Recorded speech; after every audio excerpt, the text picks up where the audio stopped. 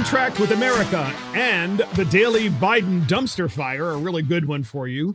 Well, this is Mark Fisher with Mark and the Millennials, and the millennial joining me today is, of course, Christopher Hopkins, our producer on the other side of the camera. This podcast is called A New Contract with America. Well, we're going to talk about that in 1 minute, except first up, J.D. Vance wins the primary in Ohio. So J.D. Vance wins in Ohio. We're going to read quickly from the Wall Street Journal. Trump-backed J.D. Vance wins Ohio GOP primary for U.S. Senate. Columbus, Ohio. J.D. Vance, an author and venture capitalist, won Ohio's Republican primary for U.S. Senate in a victory that demonstrated former President Donald Trump's influence over GOP voters. Mr. Vance, 37 years old, he's pretty young, was declared the winner on Tuesday by the Associated Press in a 7-candidate race that had showcased the combative brand of conservatism. Mr. Trump helped usher into the party. He benefited from millions of dollars in advertising funded by billionaire Peter Thiel, a technology entrepreneur. Ohio and Indiana on Tuesday hosted the first round of primaries in the United States among the dozen scheduled in May. The balloting marked the start of more than 4 months of nomination contests for November's general election, a process Mr. Trump is trying to shape as he contemplates a third White House campaign in 2024. Mr. Vance, who once was a self-described never Trump guy, was backed by Mr. Trump after reversing his views on the former president and aggressively seeking his endorsement. Prior to the endorsement, Mr. Vance had struggled to gain traction. Nearly complete results from AP showed he earned 32% of the vote in a very crowded GOP primary. While virtually all of the other candidates had sought Mr. Trump's backing, the former president said he believed the hillbilly elegy author is the GOP's best chance to defeat Tim Ryan, who won the Democrat nomination yesterday with just under 70% of the vote and has been critical of the far left elements of his party. So I have to stop there. So Tim Ryan is a United States congressman. He won the Democrat primary yesterday in Ohio. And Tim Ryan presents himself as a champion of blue-collar people and working people in Ohio and across the country. And the fact is that Tim Ryan is a champion of the unions, okay? And here's the thing. He's all in for unions. He's not for the right to work. He's for unions. And he has to pretend that he's for the working guy. And folks, in podcast land, as you know, the Republican Party is eating the Democrat Party's lunch on blue-collar workers. Blue-collar workers are increasingly identifying more and more with the Republican brand. And this isn't just because of Joe Biden and his mess up of the economy and his incredibly stupid left-wing policies. This has been going on for, 3 or 4 cycles, at least in the Republican Party, where blue-collar workers realize the Democrat Party just doesn't like them and doesn't care about them. And so Tim Ryan, who always talks about how he's for the working people of Ohio and so forth, he's fighting against this tide of the Republican Party picking up those voters across the country and in Ohio, while at the same time, shoring up his union bosses who will stand behind him. And as most people know, and of course, there are some that don't, the unions have, and I'm talking about, the trade unions and so forth, and the unions in the car companies, the manufacturing companies, they systematically chased companies out of the United States of America. And those companies went across the border to Mexico or overseas to make cars and to make parts and to make just about anything and everything. And Ohio has always prided itself on being a state that makes stuff, that designs stuff, that makes stuff, a very large blue collar workforce. Naturally, it's transforming itself, like many states are, into more tech-centered stuff because Intel is building a massive manufacturing plant there, I think, in Columbus, Ohio. But nonetheless, Ohio still has a large blue-collar workforce. And the Democrat Party's argument is what we need is more unions because that's going to keep the jobs in Ohio, when in fact, all we have seen since the 1970s is companies leaving Ohio because of the unions and the regulations and the silly, structure of government making it impossible to run companies. And what has happened? Well, you have town after town after town in Ohio that has been gutted because industries have systematically moved operations, manufacturing operations, and all kinds of operations overseas, whether it be in Mexico, South America, or China, or elsewhere. And this has been going on, to be fair, for decades. And the question is, which party has been arguing to bring back those jobs? Well, yeah, it has been the Republican Party, but quite frankly, it really was the former president of the United States, Donald Trump, who spoke to those workers and talked about how the elites in Washington were selling out the working men and women of the country. People of Ohio remembered that, and Trump then backed J.D. Vance, who won the Ohio primary for the United States Senate. Now, the thing is, you can expect that good old Tim Ryan, the Democrat who won the primary in Ohio, is going to attack J.D. Vance and say, well, he's a venture capitalist. He's a big banker, a big tech guy. Folks, if you don't know this about J.D. Vance, he grew up in Appalachia, and he grew up incredibly poor, very impoverished. His mother was a heroin addict, I believe, and his grandmother raised him. And so he had no father present. He lived, a very difficult life, jumping from household to household while his mother was just absent in his life, had to literally feed himself and raise himself until his grandmother took him in. And so this guy has had a difficult life, ended up going to Yale, okay? Ended up going to Yale, and then through the business world, went to meet Peter Thiel, and they've done a lot of business together.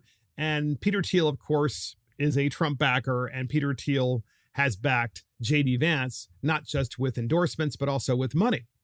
And the really interesting thing about this combination is it never actually meets the narrative of what the Democrats are trying to talk about when they talk about J.D. Vance. So you got Peter Thiel, who is an openly gay tech giant, an early investor in Facebook, who supported Trump the last two election cycles, and now has backed J.D. Vance. You have J.D. Vance, who is an investment banker, who's worked with Peter Thiel and others, of course, across the country, and came from one of the poorest sections of the United States with an awful background, but had a really strong grandmother that made sure she was there for him, and then went to an Ivy League. Incredible, rags to riches, wonderful American story with American values. And it's an incredible thing to watch. And of course, my point in telling you this and framing this race is because you're going to hear Tim Ryan, the congressman from Ohio who won the primary. He is going to basically lie as much as he possibly can about J.D. Vance being part of the elite, and Tim Ryan is the man of the people. And of course, everybody knows that this is phony. And the reason why they know it's phony, because they've seen Tim Ryan vote with the Democrats on all the bad stuff. He wants Build Back Better. He wants America to go to an all-electric grid so you don't get to choose the kind of energy that you can have. The government chooses it for you. He wants election reform, the kind of election reform where you don't have to show voter ID. The guy's a complete tool, and he's just going to get wasted in the general election, as he should, because there are two things going on. First, you have a rags to riches Republican candidate, and he is moving Ohio more in the direction of the Republican ideals, which is a good thing. And you have the people of Ohio who are increasingly identifying with the Republican Party, including, everyday blue collar workers, which is a really good thing. Look, you've heard me say this before. The Republican Party in the United States of America is the party of the blue collar working men and women. It's without question. And in Ohio, with this race where J.D. Vance just won, this proves that point. And that's J.D. Vance wins the primary in Ohio. So this podcast is called A New Contract with America. And that's what we're going to discuss next because, folks, Newt Gingrich, the former Speaker of the House, has been speaking to the media about how there is a need for a new contract with America. Now, for those that remember, Newt Gingrich became Speaker of the House in the 90s during the midterms of the Clinton administration. So when Bill Clinton became president, the midterms started, you had the midterm elections, and it wasn't just that the Republicans took over the majority in the United States House of Representatives. It was that the Republicans took over the majority in the House of Representatives for the first time in, I believe it was more than 50 years. Now think about that. Democrats had been in continuous control of the United States House of Representatives for more than 50 years. And so Gingrich created this contract with America, and he did so throughout the late 80s, because he was a congressman during the Reagan era when he got elected, and literally just traveled the country. By the way, he was in the minority. He was the minority party. And his vision was, we can be the majority party in the House of Representatives. So he literally went to every single event, big, little, across the country. Pretty extraordinary thing to do. Just to give you an idea, about little events, he even came to my college and spoke to our Republican club when he was a lowly United States congressman. He wasn't Speaker of the House, literally talking about how we can become the majority party in the House of Representatives, which everybody thought was impossible because we had been in the wilderness as Republicans for more than 50 years in the House of Representatives. So giving you that background, which is pretty cool to have met him way back before he was really anybody, he then created this contract with America during the midterm elections during the Bill Clinton administration, and the Republicans swept races across the country and became the majority in the House of Representatives for the first time in more than 50 years. So in this article, Headline USA, Newt Gingrich says the GOP could shatter the red wave record set under Obama. Quote, I would say that if you're in a district that Biden carried by less than 15 or 20 points, you're in danger as a Democrat. That, by the way, I'll explain what that means in a few minutes. So former Speaker of the House, Newt Gingrich, a Republican, predicted that the GOP will pick up between 25 and 75 seats during the midterm elections and perhaps as many as 4 Senate seats. 25 and 75 seats in the House. Wow. Quote, I would say that if you're in a district that Biden carried by less than 15 or 20 points, you're in great danger as a Democrat, Gingrich said. So this is also reported in the Epoch Times. So what does that mean? It means that a Democrat that has traditionally won by 15 points to 20 points would clearly be a safe Democrat in almost all election cycles. So if you won last time in the election by 15 or 20 points, fast forward, now you have a new election, almost always there would be no chance of you losing your general election as a Democrat. And what Gingrich is saying, things are so bad for the Democrat Party. People are so disillusioned, not only with their policies, but also with the actual everyday consequences. That's the way people really vote when they go to the polls, despite what they say. You may hear some operatives out there saying things, just tune them out. Everyday people, when they go to vote, they think about the last time they went to the grocery store and bought food. They think about the last time that they went to buy gasoline. They think about the last time they paid their electricity bill. They think about everyday issues. They think about what their child is learning in public schools that they learned during COVID because their child was being taught, via Zoom. And they realized that they weren't necessarily that great with the with the curriculum. So all of those things have percolated together. And, oh, by the way, the big one, they also realized that their communities may be less safe because the Democrats want to cancel the police. So all of this stuff, the consequences of these idiotic policies at the national level are now affecting everyday people. And if you were safe, Gingrich is saying, the last time as a Democrat when you were elected, and you were elected by a 15 or 20 point margin, which is huge, by the way, you actually are still in danger of this election of losing. So Gingrich spoke with Fox's Maria Bartiromo and pointed out that the alienation of Hispanic voters could very well much hurt the Democrats this time out, and predicted that more diverse candidates will help the GOP. I think that people like Herschel Walker are going to do very, very well, Gingrich told Fox News. And so he goes on to put the numbers in perspective. This is important. In 1994, this was the midterm elections where Bill Clinton was president. Gingrich, as a lowly United States congressman in the minority, led the Republican Party to an historic defeat of Democrats that saw a 54-seat GOP pickup in the House, and with 8 GOP Senate seats added. That was massive. You have to understand, if you were alive during that time and you were old enough to be paying attention, it was not just historic with the number of pickups, but it was historic that the Republicans took over for the first time in more than 50 years. And it was historic because the media was so anti-Republican. And yet everyday people at home were really upset with the state of the economy and with Bill Clinton, with the way he was running the government, because he was the classic Democrat, right? He's like, oh, I'm from Arkansas, I'm really a conservative Democrat. And he didn't govern that way, right? And we hear the same thing today. Now, suddenly the Democrats are for the working men and women. They're like really conservative Democrats. There isn't a conservative Democrat left in the United States.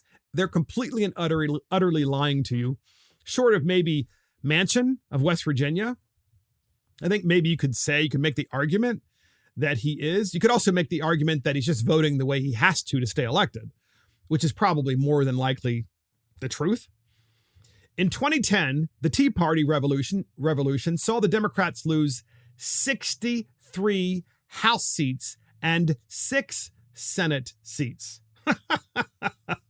That marked the height of Democrat power not seen since Lyndon Johnson's progressive campaigns in 1965, said the Washington Post. So again, remember the Tea Party? In 2010, Barack Obama was president of the United States. It was also the midterm elections. And for the second time in modern history, first time with Bill Clinton, second time with Barack Obama, they kept overreaching and overreaching. They kept mismanaging the economy. They didn't do the right thing. They tried to use the recession and economic malaise as an opportunity to put forth their crazy left-wing agenda. They did it during Bill Clinton, and they did it during Barack Obama. Well, in 2010, during Obama's midterm elections, the Democrats lost 63 House seats and 6 United States Senate seats. And at that particular time, that was the height of the Democrat Party's seats in the House and also the Senate, and Republicans just completely wiped them out. Not only that, there were 1,000 state legislature seats that flipped during the 2010 election, of which I was one of them, by the way. Everybody was sick of Obama. They were like, man, this guy doesn't know how to manage the economy. I don't even know like who he is, right? I don't know what he's trying to accomplish, but it's not helping me at home with my everyday living expenses. The Democrats seem to be gamely prepared to put up with the defeat as the Biden administration continues to stick its head in the sand, blaming war in Europe, you got to love that, for the delicate prospects of Democrat election victory. Right, it's the war. That's the real reason the economy is so bad. It's the war.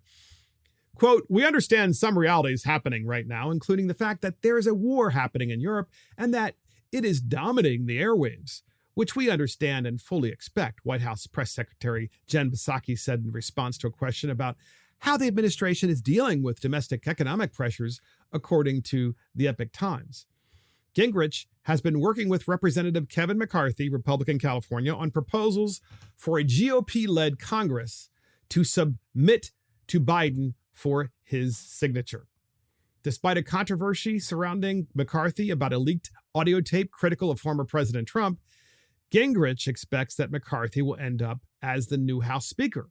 I think he will do an amazing job, Gingrich said, according to the Washington Examiner.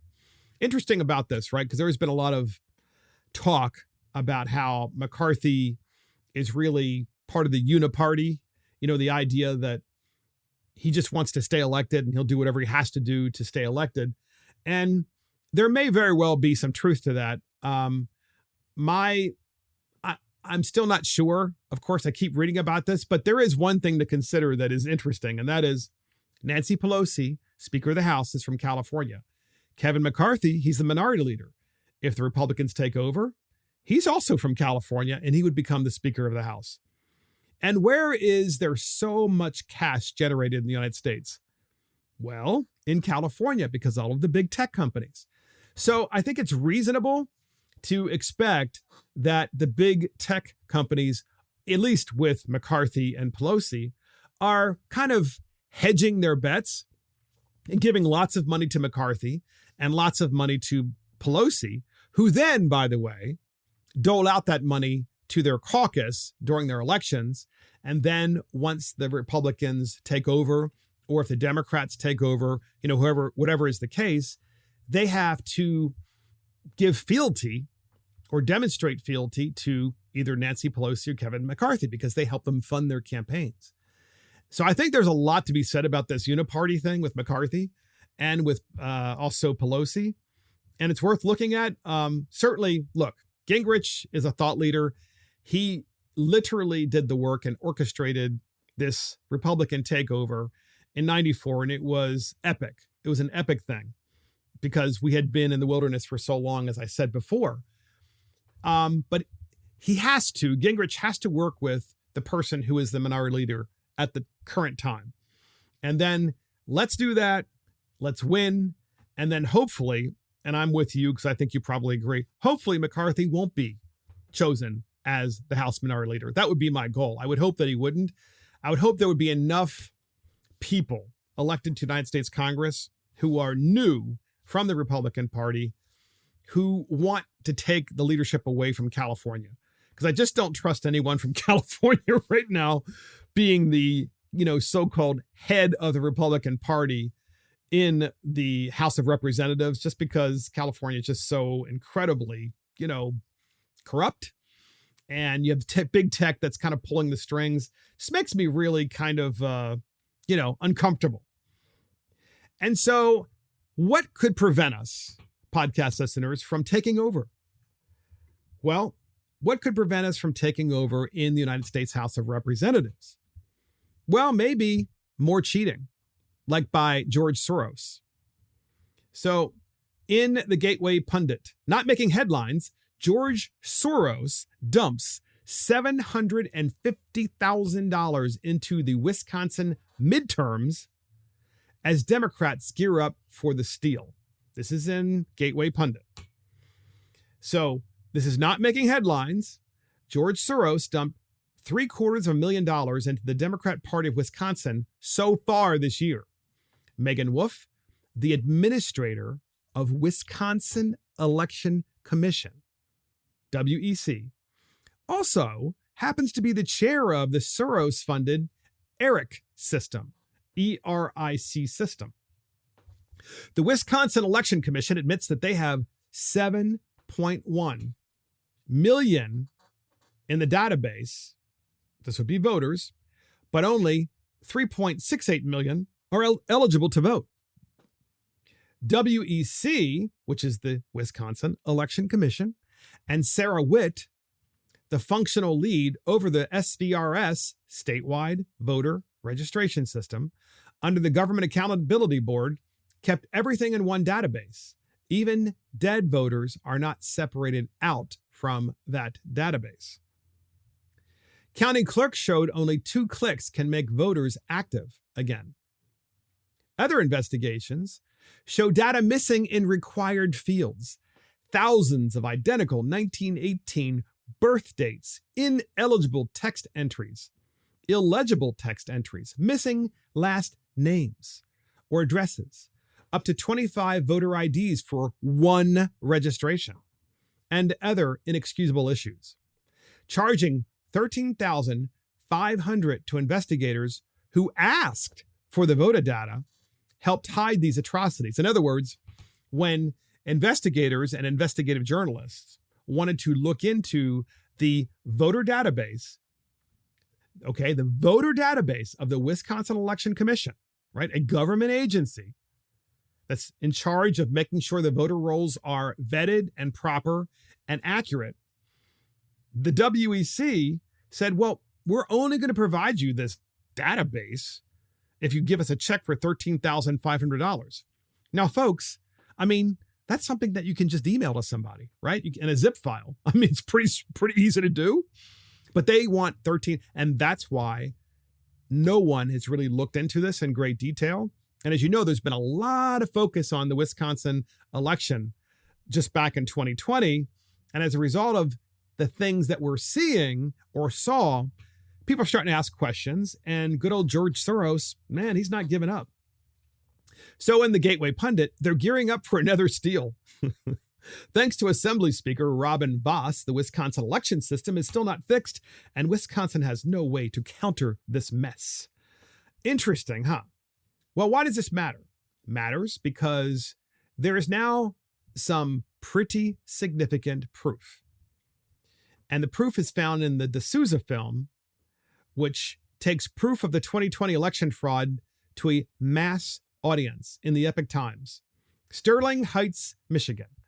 A new movie by conservative activist Dinesh D'Souza exposing illegal vote trafficking in battleground states in the 2020 election opened in more than 250 theaters on May 2nd. That's a lot of theaters, folks. I mean, you would think that the theaters, many would just try to cancel, they try to cancel this film.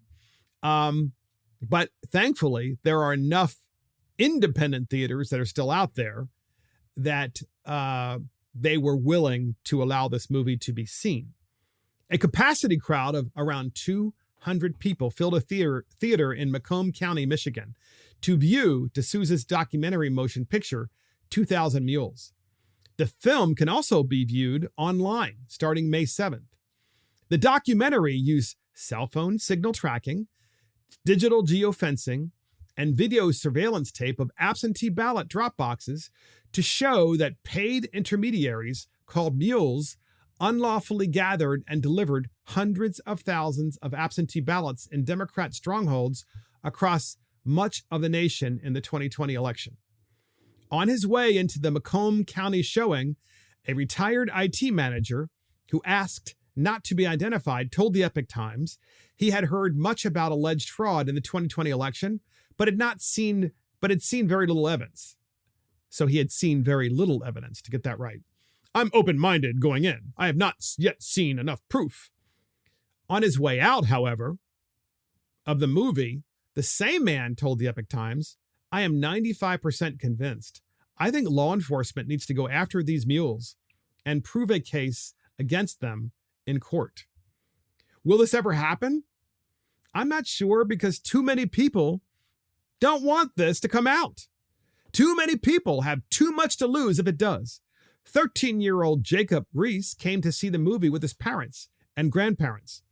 On his way out, he said, the movie is the compass that will steer and influence the younger generation. It influenced me in the right direction. I know the truth now. It's the truth the government is trying to hide, he said. Jacob's father, Scott, said he found the film eye-opening and feared that our American constitutional republic may collapse from the inside. I would never have thought we would ever live in a country that would do something like this, Scott said. Jacob's grandmother, Sue Vandenberg, said, this is not about Democrats and Republicans anymore. It's about right and wrong. It's about saving our country. Yes, saving our country for all people, even those with closed minds that disagree with us. Many union members attended the showing. Retired public utility union member and Republican precinct delegate Gary Valance said he was 100% for D'Souza and what he is doing. Looking at the present conditions, he said, I can't understand why the union is always promoting Democrats. Jason Mueller, a UAW member from Wales Turnpike, said, I'm here tonight to see how and what they were able to steal in the 2020 election. UAW member Anthony Stella of Macomb Turnpike commented, we've known for a long time that the 2020 election was stolen. By the way, it's Township, not Turnpike. I'm here tonight because I want to see exactly how they did it. And by the way, they used the wrong abbreviation too. So it was really like Turnpike abbreviation instead of Township. Philip Stinta, a UAW member from Ferndale and a strong Trump backer since 2016, said of D'Souza, he's a straight shooter. I trust him to tell the truth. I have seen all of his previous movies. So folks, look, the movie is worth seeing, okay? Because anyone in America today in 2022 knows that we have the technological capability of cheating in elections, and we have the technological capability of preventing people from cheating in elections, and we have the technological ability of investigating whether technology was involved in cheating in elections or using technology to determine if cheating happened. So all of that is the case. And what's remarkable is how little interest there has been in this subject. And I don't want to get our podcast canceled on our various social media outlets. So I want to make it clear, okay, social media, I want to make it clear to YouTube and to Facebook and everybody else, all right? This is a movie that we're talking about, okay? We're talking about the movie's point of view and what the movie is saying. But the fact of the matter is that you do still have George Soros investing millions of dollars across the country with individuals who, in some cases, not always, but in some cases, are actually holding government positions in election boards. That can't be allowed, folks. And what I don't understand is why does this guy seem to have so much power that he seems to always operate outside the law, but law enforcement never actually goes after him? And I'm not, I mean, clearly he's had to have broken some laws with what he does with elections. I mean, he's solely focused on them. And by the way, folks, it's not just in the United States. Soros is involved in elections across the planet. He was involved in elections in the Ukraine. He's involved in elections in Hungary. I mean, this is a one world government guy. And it matters in our country because as the last great hope of democracy, we have to make sure that we are the model for the world when it comes to having free and fair elections. And we have to be willing to at least ask the questions that Dinesh D'Souza is asking and give it a fair shake. And then here's the thing. What happens next, right? Let's just say this movie goes viral and, 50 million people watch it. Let's just say that that's possible. If it were possible, I'm sure all 50 million people will say, okay, then what happens next? And well, what happens next is that big tech and social media are going to make sure that the movie disappears and that anything that you talk about online is also not going to be seen by anybody or that you disappear. And so this is a very dangerous time in American history. And it really does make you wonder, okay, why the Democrat Party has fought so hard since the 2020 election to stop voter reforms in states. Voter reforms being things like voter ID, voting in person, eliminating drop boxes, making ballot harvesting a felony. I mean, all of the things that were talked about in Dinesh D'Souza's movie. So I do have to give him credit for taking this on because I would imagine that there are plenty of people, not just in the Democrat Party, but maybe elsewhere, who would love to see him go away. So I sure hope he has some good bodyguards. So next up, podcast listeners, Dave Chappelle is attacked during a comedy show in Los Angeles. This just happened yesterday. So the attacker reportedly charged him with a deadly weapon. So Dave Chappelle was attacked while performing a comedy show last night in Los Angeles. A man with a fake gun capable of producing a knife. You ever heard of that? A fake gun capable of producing a knife. So it must look like a gun, but then there's like a switchblade that comes out. That's creepy, man. So, which is kind of, when you think about it, it's like, it's a fake gun that a knife comes out of. So if they had security, how did they not see the gun, when he goes through the security? It would have been easier to hide a knife. I mean, what an idiot. So the man, armed with a fake gun capable of producing a knife blade, rushed the legendary comedian and tackled him during his show. Unbelievable. It's unclear whether or not the weapon was used during the attack. According to the same police, Chappelle was not injured in the attack, thankfully, but the man who allegedly rushed him received superficial injuries.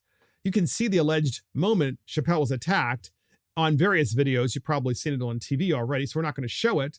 Oh, so Chris is showing me. You should put that up there on the podcast. It's a gun where a switchblade comes out of it, but the gun doesn't work, but the switchblade is quite real and will kill you if you're stabbed with it. TMZ reported that the alleged attack has been charged with assault with a deadly weapon and is being held on $30,000 bail. So, folks, here's where I'm going with this. This is an absolutely insane situation. Okay, I'm still reading from the Daily Caller. And I guess this is where we are now in the United States with comedians after Will Smith attacked Chris Rock. There you have it. I mean, literally, this sums up where we are in the United States of America. So we have Will Smith, spoiled little brat who goes up on stage because he's triggered by comedy and literally slaps Chris Rock across the face as hard as he can. I mean, you can tell it hurt. Okay. And now Will Smith, who wasn't really held to account, he should have been arrested. He should have been charged. He should have served some jail time, or at a minimum, he should have been required to do a massive amount of community service. Okay. Because there's no skin in the game for the person who commits the crime. Now, there's no skin in the game. And we have two systems of justice, right? Will Smith gets off. And I know the Academy said he can't show up for a certain amount of years. I mean, that's such a stupid thing, because the truth of the matter is he should have been arrested and then, in the perfect world, serve a little time in jail, be very uncomfortable in jail. And then when he got out, would have to do a lot of community service. And then maybe part of the community service would be to talk to people about why comedy is so important and why comporting yourself in a civilized manner is so important. But now that people saw this, of course, at the Academy Awards, now they think it's okay. So you got this guy who goes up and attacks who? Dave Chappelle. Because now it's okay, because these lefties are triggered by language, by comedy. And if you ever wonder why the media, certain aspects of the media, maybe Fox, OAN, other outlets are talking about this disinformation board in the federal government, because part of the disinformation board is to end comedy. Remember, Twitter canceled Babylon Bee, right? Comedy's not allowed anymore. And when you do engage in comedy, we're going to attack you. We might even kill you. So this is beyond disgusting, as they said in the Daily Caller. Let me be crystal clear on this topic. If you attack anyone who isn't an immediate threat to your life and safety, you're an absolute clown. If you attack a comedian on stage performing a show for any reason, you deserve to get the book thrown at you. A civilized society cannot tolerate garbage like this, as they said in the Daily Caller. Fortunately, it looks like Chappelle handled this like an absolute champ. The king remains undefeated. It's pretty cool, right? Because Chappelle is, obviously his humor is all over the place. He attacks both sides of the aisle. He's funny. He's politically incorrect, which is really funny. And I'll be frank with you, I like when he makes fun of the right, and I also like when he makes fun of the left. I'm that way with all comedians. To me, that is what true comedy is. It exposes things that normally we wouldn't think about that cause us to laugh at ourselves. And that's a good thing. That is a good thing. But the left doesn't have a sense of humor. And that's why the left wants a disinformation board, because we at Mark and the Millennials love making fun of the left. It's one of the reasons why we do the dumbest bill in America. And sometimes we make fun of the right, because the dumbest bill in America sometimes is a Republican bill too. Let's face it. We like to make fun of both sides. Obviously, we're certainly on the right and we make fun of the left more. I agree with that. But the fact of the matter is, if there is a ministry of truth at DHS, comedy as we know it will be made illegal. It will be destroyed. It will be gone from the face of the earth. And since we are the last and brightest hope on planet Earth, it would be really, really awful to see our country disintegrate that way, where we can't even laugh at one another. Because comedy is like the one place that we can go as Republicans and Democrats, especially when we watch people like Chappelle and others, and be in the same room together and laugh, right? That used to be the case also with the NFL, remember? Until the NFL got all woke and crazy and all that stuff. That was the one place people from all different backgrounds and races could go and really enjoy life, until the NFL lost its mind and started, deciding to do all these woke things as well. And hopefully that will return. A lot of people say, oh, it's back. I don't think it is yet, quite frankly. Not yet. And speaking of the ministry of truth, DeSantis destroys it. He destroys them. Here's the thing. Here's the great thing about federalism, podcast listeners.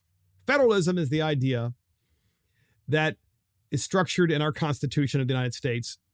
And a lot of people don't understand it, and it's understandable why they don't, because of the word federalism. You think you're trying to federalize things. It's the opposite. Federalism is the states decide and govern themselves because they are closest to the people. Technically, the local government is closest to the people. The towns are closest. But the states under federalism have enormous amount of authority.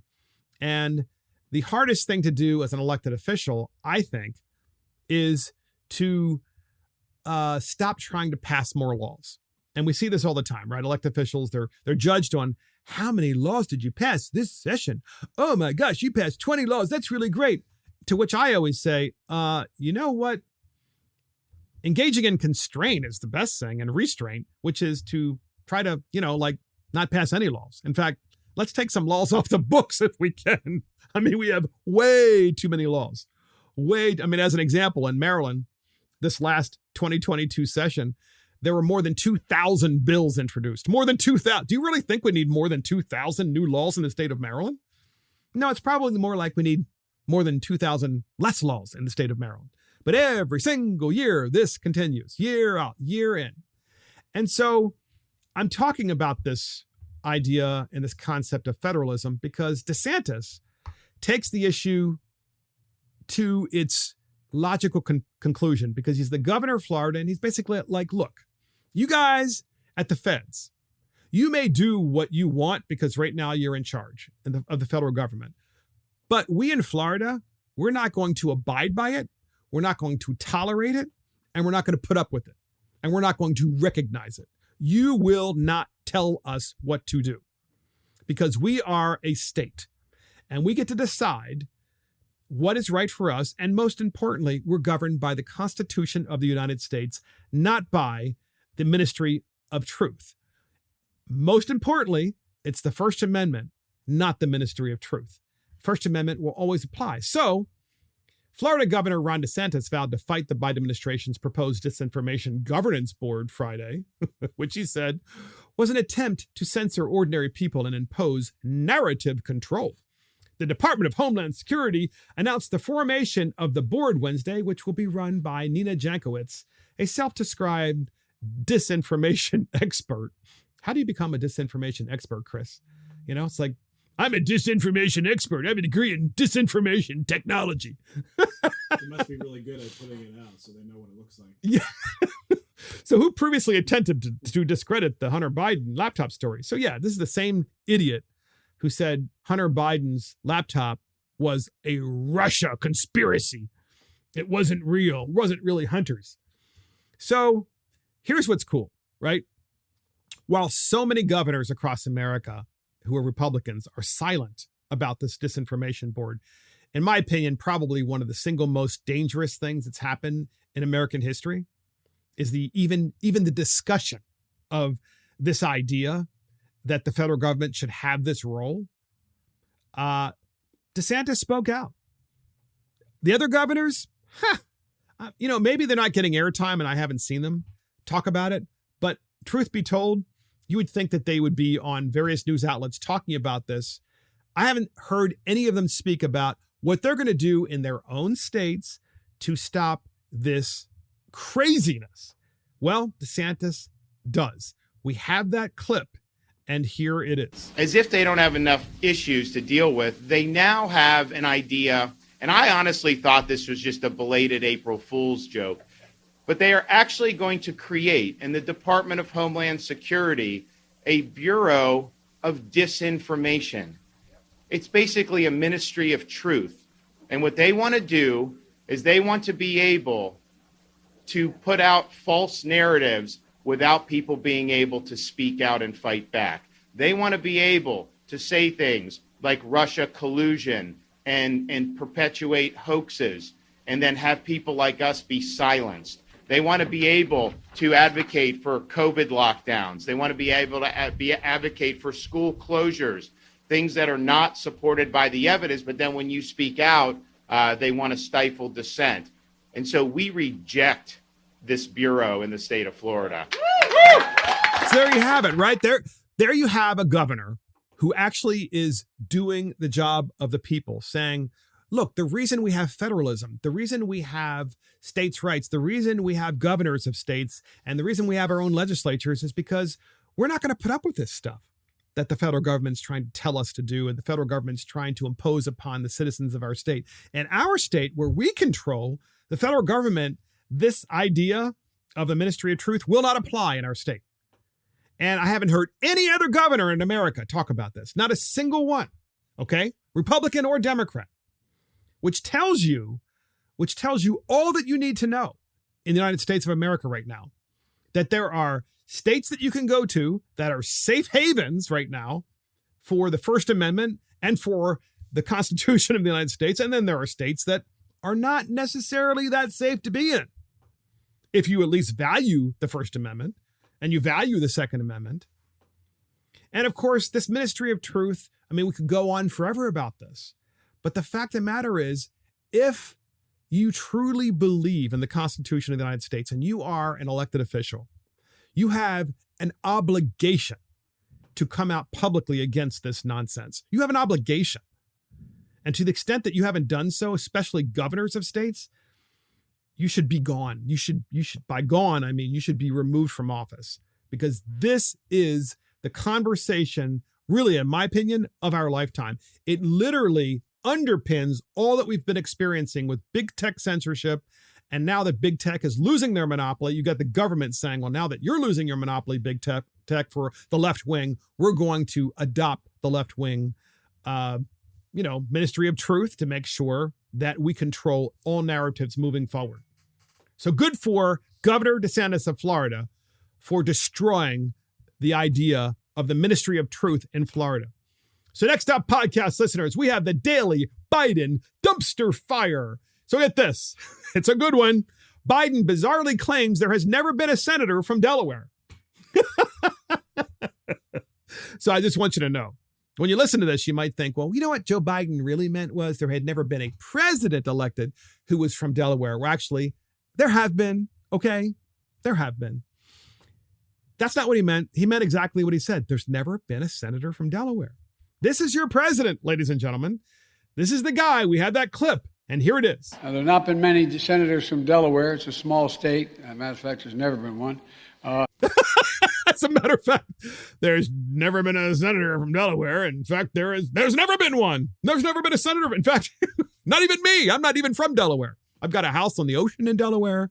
I've got a house in Delaware in Wilmington or wherever it is. He's got two houses that I'm aware of, and you're from Delaware.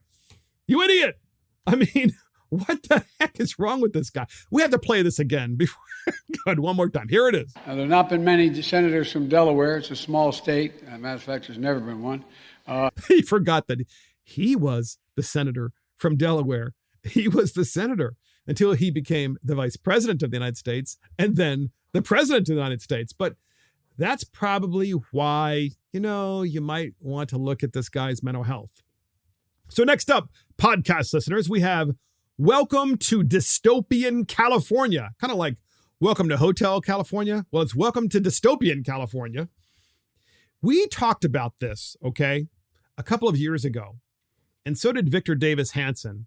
And I don't think people understand that when you have a breakdown of basic services, that it's kind of a bellwether. When you have a breakdown of basic services that government's supposed to provide, it's a bellwether for what is to come.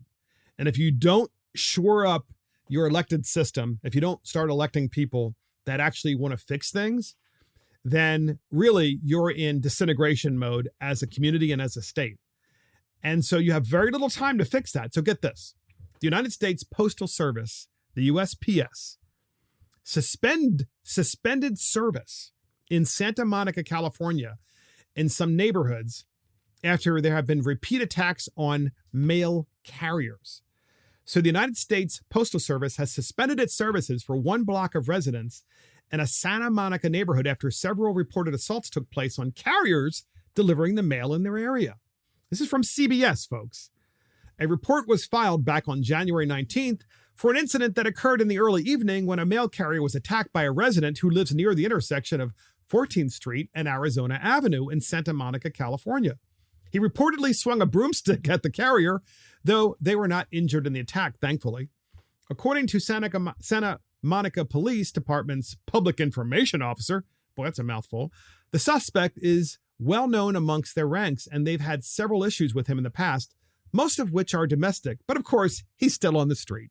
He's still on the street. So what do? They have to suspend postal service to these communities, to these neighborhoods. And Victor Davis Hanson, whom I mentioned before, actually has spoken about the USPS in certain parts of California actually encouraging people to remove their mailboxes, because when the USPS put mail in the mailboxes, Hispanic gangs came by and ripped off all the stuff in their mailbox in hopes that they would find credit cards or credit card offers. So that way they could steal your ID and then get a credit card in your name, or steal the credit card that was just coming in the mail, the renewal credit card, what have you. So what happened is, he said the USPS is like, they hardly have any mail to deliver in his neighborhood because almost everyone's removed their mailboxes and just gotten a post office box because they simply cannot trust their mail in the mailbox for more than like 5 or 10 minutes because there are literally gangs waiting to come up to the mailbox and rip off the mail. That is called a breakdown in general and basic public services. And when that happens, it means you're really in a declining society. I mean, your society is declining so quickly that you have a very short window to be able to elect people that are going to want to fix these things. And in this particular case, you want to elect people that are going to start putting these idiots in jail. Okay? They need to be put in jail. And to the extent that you have Hispanic gangs doing this in California, if they're here illegally, you need to deport them. Pretty simple. All right? Pretty simple solution. Because we shouldn't be having to pay to put them in jail if they don't belong here to begin with. It's like, get a job. Oh my gosh. And I just want to make clear, most Hispanics who come to our country, especially, the people that I have met, are hardworking people. But we want you to come here legally. We want you to do the work to get in legally first. It just makes perfect sense. And that's Welcome to Dystopian California, the breakdown of basic public services. And that's it for Mark and the Millennials. Thank you for joining Mark and the Millennials. This is Mark Fisher. Thank you to our producer, Christopher Hopkins. Check us out on iTunes, Spotify, YouTube, Facebook, Twitter, Getter, Truth Social, Rumble, and our website. See you next time.